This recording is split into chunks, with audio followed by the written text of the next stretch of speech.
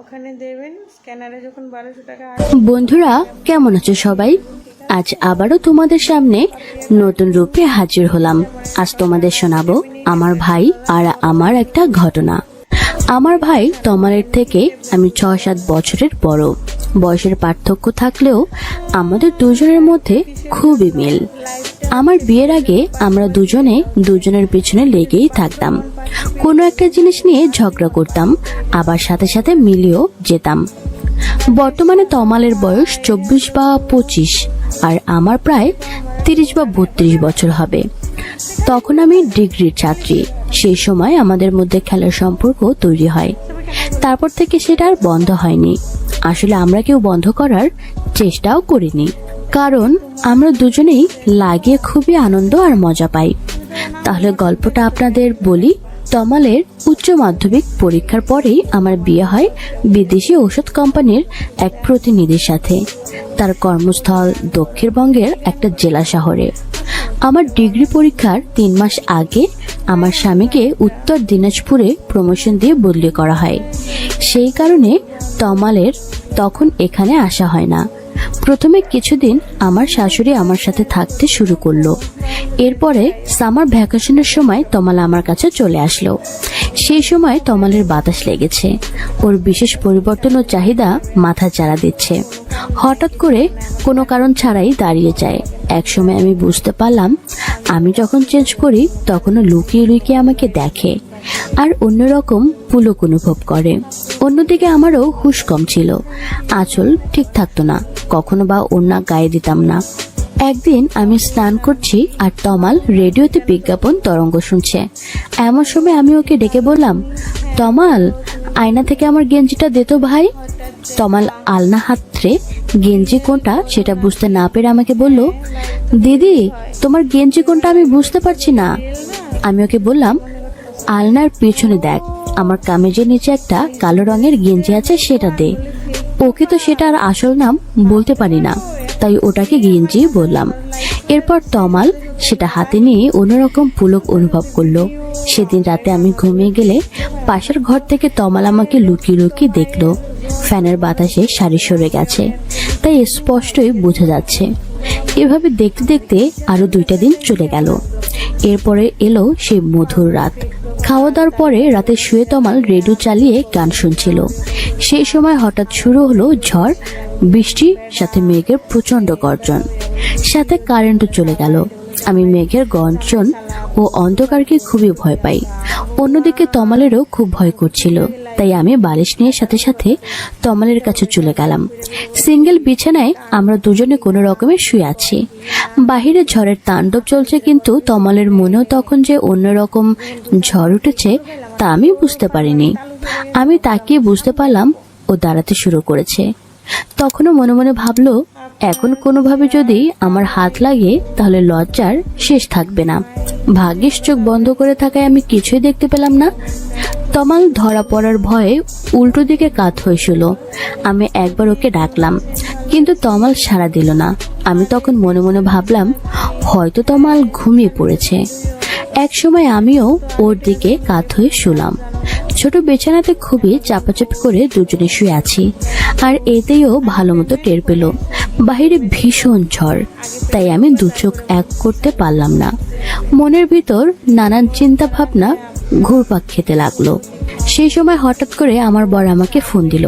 বন্ধুরা, তোমাদের তো আমার বরের নামই বলা হয়নি। আমার বরের নাম সতীশ। খুব জেন্টলম্যান গোছের লোক। আমার সাথে খেলার সময় পারলে টাই প্যান্ট পরে নামে। আমি যদি ব্যথা পাই এই ভয়ে ভালো মতো ব্যাট চালাতেও ও ভয় পায়। অন্যদিকে সতীশ আমার থেকে 6-7 বছরের বড় হওয়ায় একটুতেই হাঁপিয়ে যায়। যাই হোক, সেই সব কথা পরে হবে। সতীশ আমাকে বলল, চাপা, আকাশ তো বেজায় খারাপ, আমাদের এখানে খুব ঝড় হচ্ছে, তোমার ওখানে খবর কি? আমি বললাম, সতীশ, এখানেও খুব ঝড়। তুমি তো জানো ঝড় বৃষ্টিতে আমার খুব ভয় করে। ও আমাকে বলল, তমাল তো আছে, ভয়ের কিছু নেই, তুমি বরং তমালের সাথে থাকো। আমি আর মাত্র 2 দিন পরে চলে আসছি। অনেকদিন পর তোমার সাথে খেলা হয় না, খেলার জন্য মনটা জানে কেমন করছে। আমি সতীশের কথা শুনে নিজেকে আর সামলাতে পারলাম না।